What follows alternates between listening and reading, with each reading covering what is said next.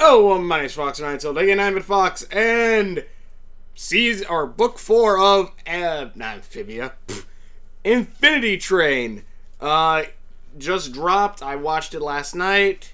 I don't want to say last season, even though like they said, oh yeah, this is the last season. It's like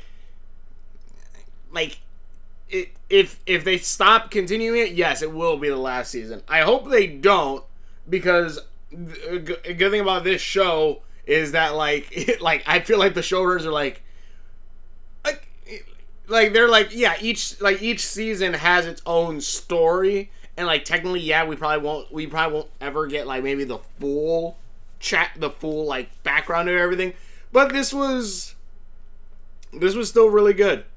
I'm not saying it wouldn't be good, but like we'll never get the full like story. Maybe we won't get the full story of everything that happens, but it is still pretty good. Like how it happens. I'm trying to think of how to say this.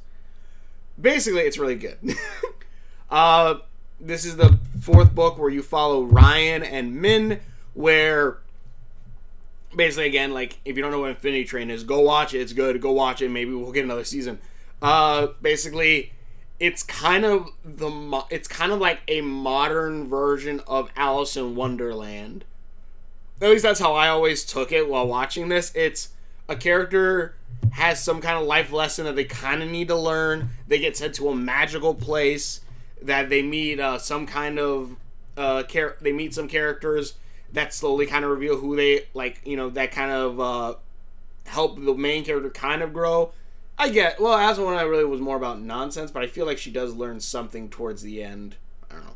But in any case, the world is random. It doesn't need to make sense. It just needs to be insane. And it kind of is. And the characters learn and grow as they travel through each car.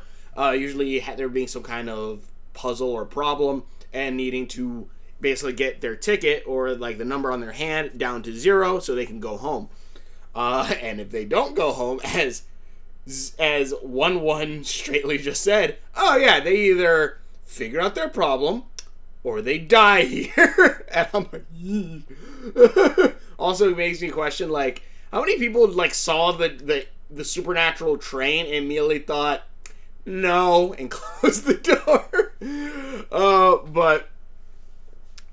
But yeah, this one, you have Ryan, Min, and their, I want to say White Rabbit, technically, but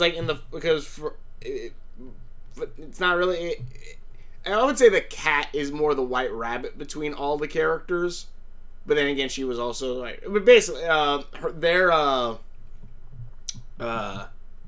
companion, I guess, is a little service bell.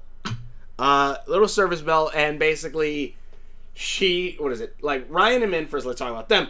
Ryan is a very outgoing character, who just wants to, who basically, wants to make it big, wants to just, go out and be himself and, just do, live his dream. While Min is a very closed in, single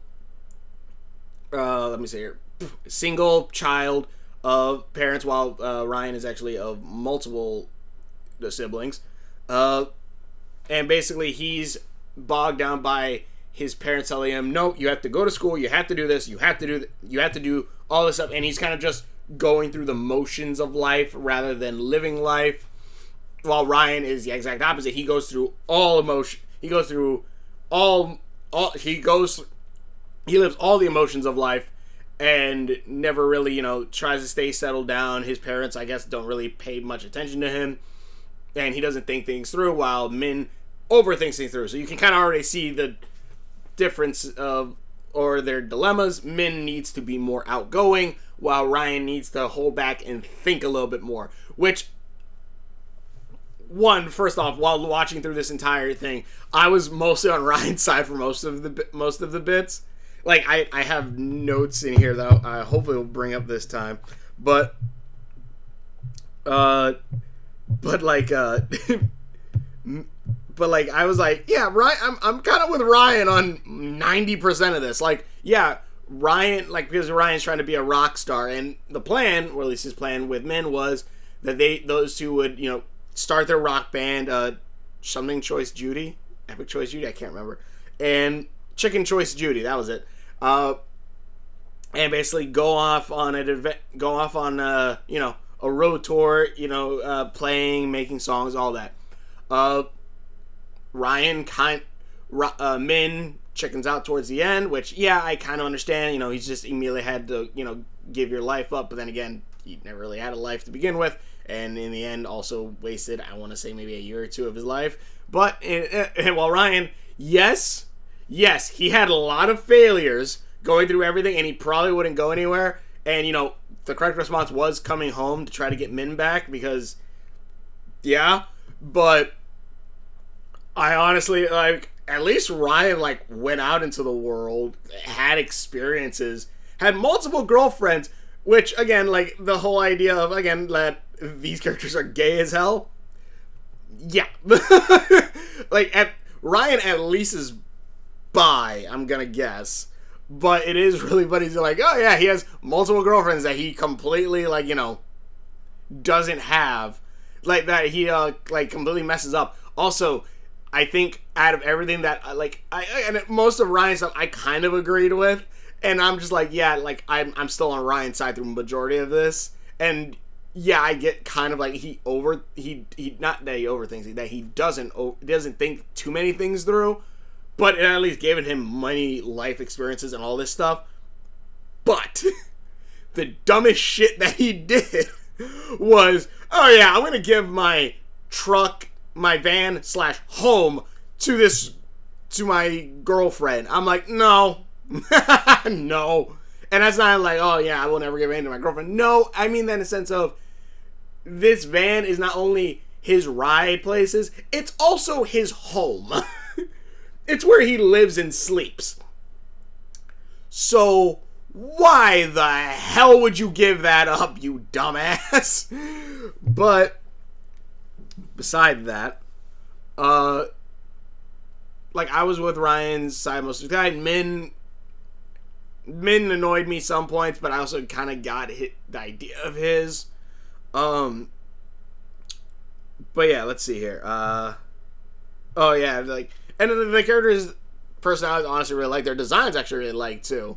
Though I didn't know, I thought Ryan was Asian, but then I looked at him, I don't think he is. And then later on, he's like, yeah, we're two Asian kids from wherever. And I'm like, okay, I guess he is. I'm like, I don't know. He seemed more mixed. I don't know. Let's see here. Also, Min's mom, I think, is voiced by Lady Rainicorn. It sounded like her, at least. Why would you give someone your home / van? I'm on Ryan's side. Let me see here. Oh, and basically, by the time they actually get onto the train, after Ryan kind of forces Min, makes Min chase him onto the train and then onto the Infinity Train. They wake up in the conductor suits, where I was like, why are they wearing that? And they got the magnet boots, and I'm like, all right. And then, before they actually wake up, there's because you're kind of seeing through their life, as if it's on a tape, which it is, because it turns out it's one looking through his memories, along with, what was her name? I can't remember her name, but it's the conductor. The conductor in the season 1, who's not really the conductor, the false conductor. It's her. She's there, but she's still young because it's a prequel. And I'm looking at it and I'm like, okay, I like this, because literally this entire season takes place, I don't want to say when she just gets there, but it takes place during the takeover, when she takes over from 1-1. So that was cool. And it also shows, it also gives a bit more context to, the suits and the magnet boots and stuff like that. I haven't even gotten to Kez yet, but, for example, apparently the magnet boots weren't, really made to, climb across the different cars and, work around and stuff like that. They were actually made, I guess, for whenever the conductor needed to, I guess, intervene and didn't want the players, going anywhere. the conductor would you send out the mask tendril thing to them, and the shoes would just lock the players to the ground and keep them there. I am assuming that is what it was, because other than that, there is no reason really given why they have the suits or boots. I know you could hear, I can't remember her name, but you can hear the first conductor, or second conductor's, the false conductor's voice through like the thing, as one's kind of controlling the thing. So I'm guessing there might be some kind of connection there. Like I think like she was trying to teach one, like, yeah, you need to let them keep their stuff to help them learn, and or something like that. And later on, like, she takes the boots off of them. So I guess it's kind of just like, also they found out that their shoes were under those boots. I'm like, man, your feet must like hurt or like stink or like ugh. But yeah, like, I'm like, okay, so I guess that kind of makes sense why they had those suits, but they never really, like, you know, walked across the cars, which they never knew, or pressed the buttons. But yeah, so like, but I'm like, all right, cool. But anyways, but yeah, anyway, these two get stuck on a train. Both have the same number, 202, which technically, if you add it, is 404, which is an error. But then they also meet Kez, who is their companion through this one. They're kind of White Rabbit, who basically, wherever she goes, she just causes shit to happen and then doesn't clean up. Basically leading to the evolution, the messing of evolution with one car's people, then spinning the dial so that way those people are stuck in a forever, like, not forever because they eventually get out, but their evolution just spinning out of control. A giant pig baby, which, mind you, these people were more evil, if anything, because what was it? It's, you get stuck in the kitchen, you have to make pig baby food, and then once you make them food, they're like, oh, you make great food, great. Now keep making more until pig baby dies, and then you become the pig baby. And I'm just like, ugh. I'm like,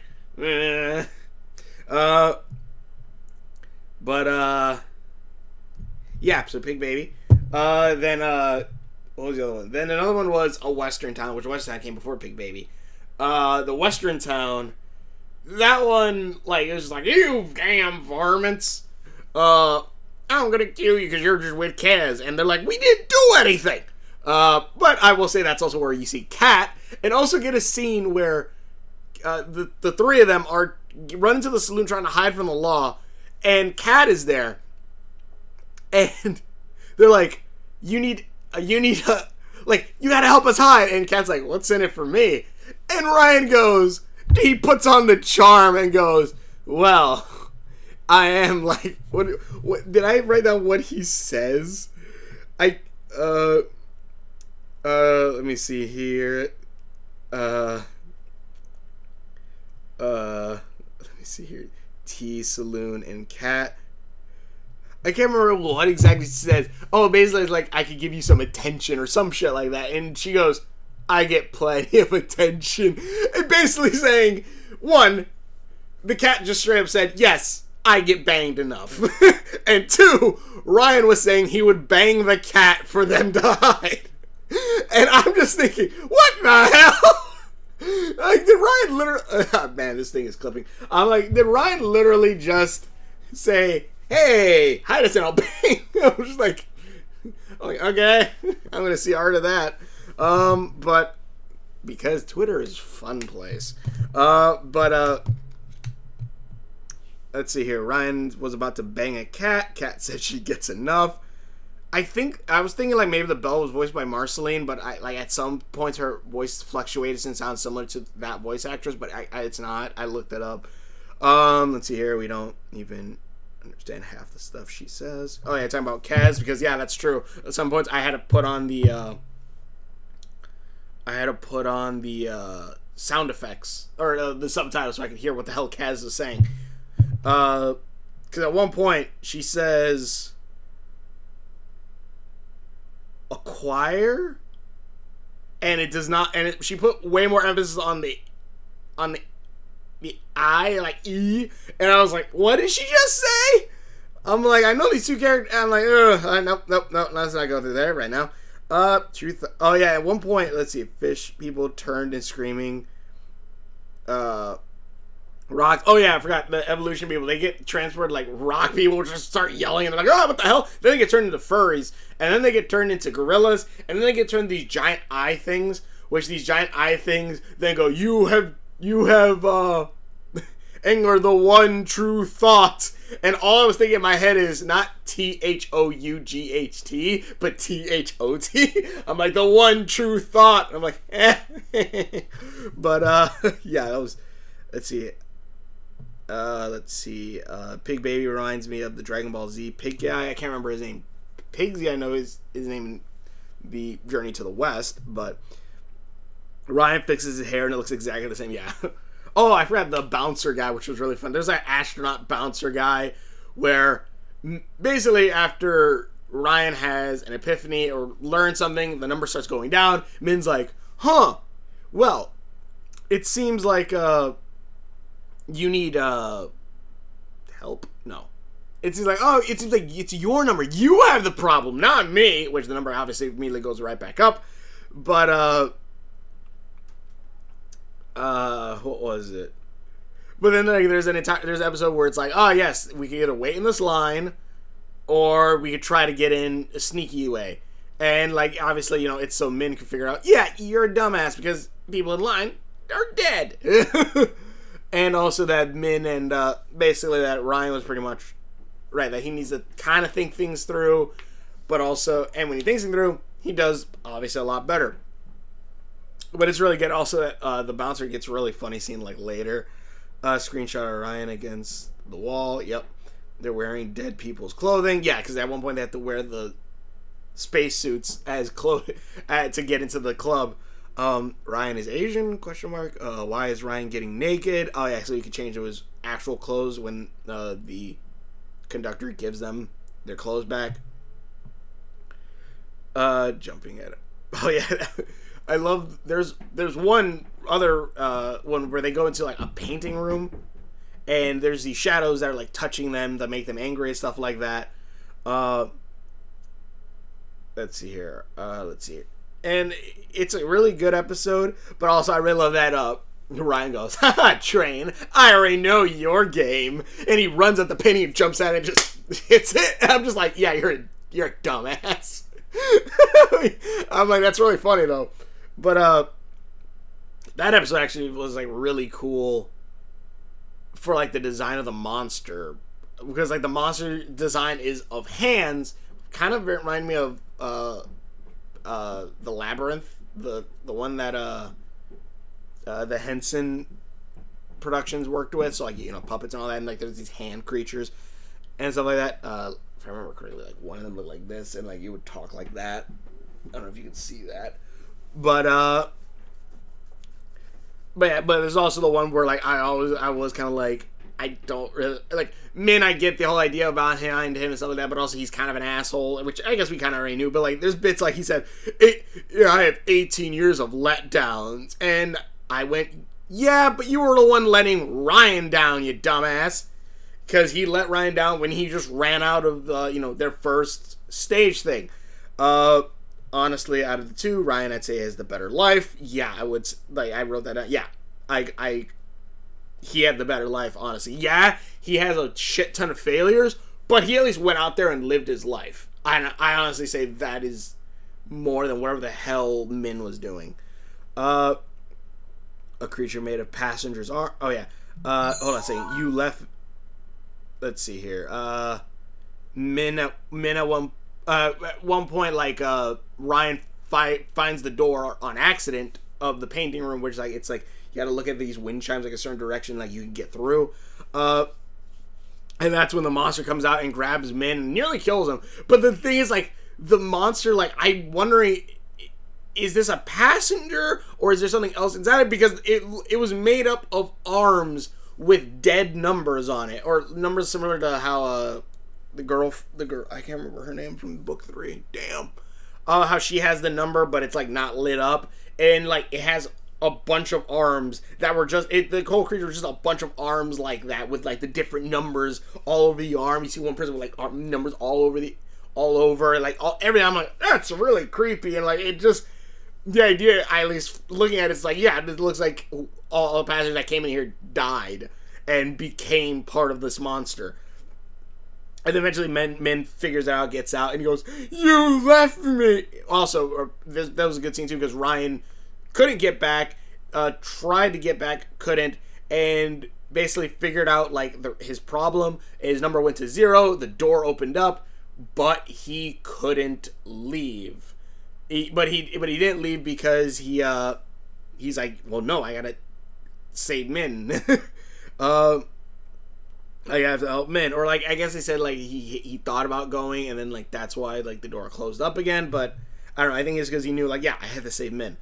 Min then goes, "You left me," like after he escapes, and you know he does have a right to be pissed, but also you left him first way back when he was, you know, on the stage, and he said like, "Come on, let's do this," instead of, you know, maybe going through and, you know, playing the concert or whatnot, something. Come on now. But no, he doesn't, and he just leaves Ryan hanging there, and thus, you know, Ryan kind of has to go off on his own.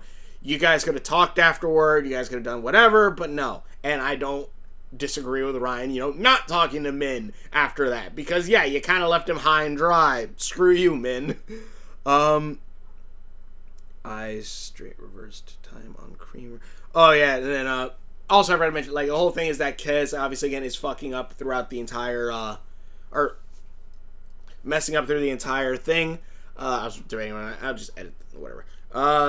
Is messing the world up through the entire thing, or like, you know, just shows how much she screws up as they're trying to get to her house, to her friend Morrigan. Eventually they make it to that car where Morrigan is, but it's surrounded by a maze. They got to get through the maze, or there's a maze in there to get to Morrigan's house. They get Morrigan. They get through the maze. All of the enemies that they've made before all immediately come in as they're chasing them down. And there's some really things like, one, like, you know, there's a big heart-to-heart between Min and Ryan. Min eventually they have to escape, and like those evolving creatures use the dial thing to make Pig Baby into Pig Toddler, and also we're trying to turn the people back and turn Min and everyone into basically either a far evolution thing, which I think would probably be better, or reverse. Or I guess no, they said they would reverse, probably fast forward them into dust, or reverse them back into like whatever. And they accidentally hit it on this Creamer, which is like Pig Baby's caretaker, and turns her into what is it, like eggs, butter, steak, and all this. I'm like, I was just laughing at that. I'm like, oh wow! And they eventually brought her back, but like, that's really funny. And the funniest bit also, I think, out of all of them was when the bouncer puts up a little like line in front of the castle, and Ryan and Min literally use the same tactic of, "Oh, we're the band." They got it anyways, and the bouncer's just like he's just disappointed in himself. I'm like, that's really, really funny. Circadian, right? What does circadian mean? Hold on a second. Circadian. Here's the definition of circadian: of biological processes. Oh, sleeping. All right, yeah. Basically, they get in. Turns out, like, Kaz showed a picture and said, "Oh yeah, that's my friend Morgan." And then, like, there was a guy in the picture. They're like, "I thought that was your friend Morgan." And he's like, "No, Morgan's the castle. That's Jeremy." Basically, the castle's alive and is kind of like a living hotel, and is having a bit of depression because Jeremy was kind of, you know, her best friend, and I don't know, it was kind of like a, I guess, kind of a marriage too, I would say. Kind of best friend and stuff like that. They, you know, they had fun and all this stuff, and Kez just so happened to accidentally help him figure out why he's stuck on the train, because some heavy shit. Jeremy apparently crashed in a fog and killed all of his family on accident, obviously. And that's how he got on the train. And basically Kez says, like, yeah, I think the reason why you're here is because you haven't left. You're still in that fog. Eventually, I guess he escaped. He then, like, that opened the door and he left home. Which he says that Kez says, like, I don't even think he was trying to leave. He just wanted to look and got sucked in, which is kind of what happened, I think, it was what happened in book 2, if I remember correctly. Disappointment of the bouncer. Why did they get the conductor suits and boots if they didn't use them? Again, I think that's because it's more like they're kind of like they're more like prisoner suits, I had to say. I call BS on the pig getting inside the castle. Yeah, at one point, like, the castle, like, says, like, I'm gonna... One, like, obviously, the two have to help each other. Ryan admits, like, yeah, I was supposed to leave. I could have left, but I didn't. But, like, because I was an asshole or whatnot. And it's like, no, you're not. And basically, whole thing happens. The castle says, like, either you, like, Ryan or Min gets to 0. Door opens and the castle says, get out. And he says, no, not without Ryan.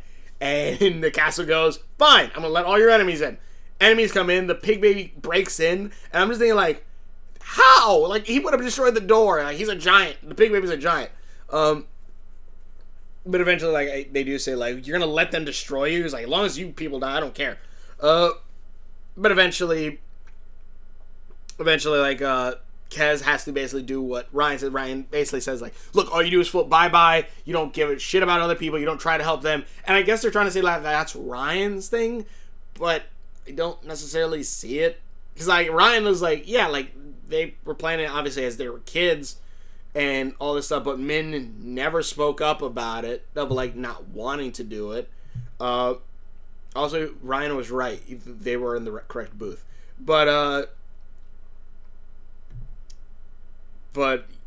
basically, Kaz has to go say she's sorry, says, like, stuff like that, and basically the creatures kind of forgive her, and they even fix everything with, like, the little dial thing. The castle says that she's sorry, but that, Kez can stay because she wanted Kez to leave, because she blames Kez, but now she's like, alright, I'm sorry, like, you can stay home, because that's, their home. The two, eventually, Ryan, Mark gets to 0, both portals open up, good place, they go through, and they basically live their lives together. They live their lives together as a rock band. Also, there's a little animation flub where at one point you see the portal's open, but Ryan raises his hand and you still see the 202 instead of it just being 0. Little animation flub, but whatever. Or maybe it's like the door probably wouldn't actually have worked unless Ryan and Min both had 0. I don't know. Also, Ryan at one point just sends the butterfly guy into a fireplace and just shoots out from the cowboy area. They showed Min's number at 202. They thought they would cut off. Also, there's a point where, like, they ask, like, Ryan asks, like, Kez, I wanted to ask, like, do you, like, he wanted to ask, like, if you could ring the bell, and she's like, because, like, if I don't know now, I'll never know. And, like, before he left, like, and she just goes on ahead, and I'm thinking, like, man, it'd be really funny if they just went, like, and just cut out. I thought, like, that'd be really, really funny. It's just like, and it just cut to the human world. But anyways, at the end, it shows that Min, because he's been using, like, a small synthesizer, now just playing guitar. Ryan's playing song, and they're singing their new song, Infinite Train, or Endless Train, I can't remember which one. And basically, towards the end, this one girl comes up and goes, do you have any cassettes? And they say they're working on it, which I'm pretty sure that girl would eventually be probably, like, the next protagonist of one of the other 4 books. Because, again, there's supposed to be 8 books in total.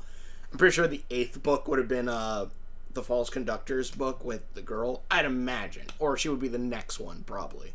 She would probably be the next one, and then that girl would be the next one. And then I don't know where it would end after that. Because I didn't see any more human characters. You know what? At one of the points, you might follow Jeremy's story, or, like, at least one of the other passengers that Jeremy was met. Because they did mention at one point there was a party with multiple people there. So, like, maybe, like, we'll see, like, the conductor when she was younger to be even further prequel, probably. I don't know. But it's the takeover. Oh, so at one point, like at one point the creature with the mask comes in, and it's the false conductor, quote unquote, coming in and going, "You're all on your own now," and like unlocks the boots and everything. And like you even see like in the beginning of the season, like one says anything is possible in these cars, and the false conductor goes, "Anything?" Basically, setting up her plan that she wants to try to revive her dead love. But yeah, like it's pretty cool. I love this season. I hope there's gonna be more of it, and I give the creators thanks for not just like ending it, because they could have like one problem, like there's a manga series I have. It's behind all those books, but it's called Nora. It's a Shonen Jump manga, and even a few Shonen Jumps have done this, I think. But there's an entire arc about a character like going against his fate, and so like you have to choose your own fate. You don't let it choose you, and all this stuff. And they got canceled, so the creator just said, yeah, he had to give in to fate or the world exploded. And it's just like, really? Like, you had an entire arc about not giving into your fate, and then you just end like that. I'm like, you honestly just leaving it open-ended, I think, is a better one. Like, end it at that arc, and that's it, or something. This, again, each book is its own little thing, and honestly, it's really damn good. It's really damn good. It's really damn cool. And if there's no more after this, it'll suck. But at least, like, having multiple characters, each story has been told, except for maybe the false conductors, which is the one I'm like, yeah, I kind of want to know more of. Especially now that we've seen while she's in control, we've seen after she's in control, and we've seen that, like, there was a cult worshiping her at one point, and now we see we kind of see what happened during when she took control. So, like, there's more to be told there. But yeah, this was really good. I enjoyed it. I liked it a lot. Kez, also, I'm gonna say this right now. Like, I should have brought this up because I've been avoiding talking about Kez, but I probably should have brought it up. Kez, when I first saw her, immediately thought Lumpy Space Princess. Lumpy Space Princess. The pony head. I don't know how the hell I forgot that name. She's literally just a pony head.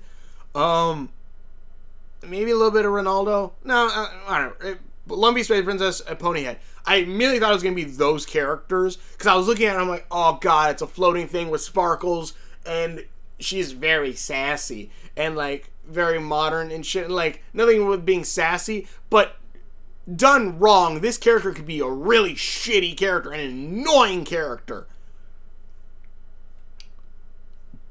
But she's not. Like, yeah, that's her personality, kind of, but like, she's shown to be she shows that she is kind of a bad person, but she, that's part of the character arc, part of everything going through, and the writers did her well. I would have way less of a problem with LSP and Lumpy Space Princess or Ponyhead if they actually had character development like this, which they don't, and I hate them and Ronaldo. I'm gonna add Ronaldo in that too. I really hate Ronaldo. And she could have been extremely annoying, but no, they knew how to use Kez well, and I give props to the writers for that. Damn good writing. I hope you guys can make the other 4 books. But thank you for watching. Again, if you watch my videos I've done, links are on my Facebook on there somewhere. Please check out my videos. And we will see you later.